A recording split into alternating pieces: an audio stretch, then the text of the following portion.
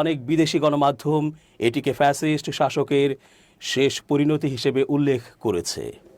বার্তা সংস্থা এএফপির শিরোনামে বলা হয়েছে, মানবতা বিরোধী অপরাধের দায়ে বাংলাদেশের সাবেক প্রধানমন্ত্রী শেখ হাসিনাকে মৃত্যুদণ্ড দিল আদালত। বিবিসি শিরোনাম করেছে, বিক্ষোভ দমনে নৃশংসতার দায়ে বাংলাদেশের সাবেক নেত্রী শেখ হাসিনার মৃত্যুদণ্ড। আল জাজিরা শিরোনামে বলা হয়েছে, মানবতা বিরোধী অপরাধের দায়ে হাসিনার মৃত্যুদণ্ড। সিএনএন শিরোনাম করেছে, মানবতা বিরোধী অপরাধের দায়ে বাংলাদেশের ক্ষমতাচ্যুত নেত্রী শেখ হাসিনার মৃত্যুদণ্ড।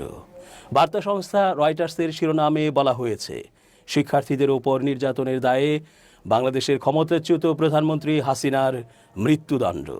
ব্রিটিশ ভিত্তিক গণমাধ্যম দ্য গার্ডিয়ান শিরোনাম করেছে, মানবতা বিরোধী অপরাধের দায়ে বাংলাদেশের ক্ষমতাচ্যুত প্রধানমন্ত্রী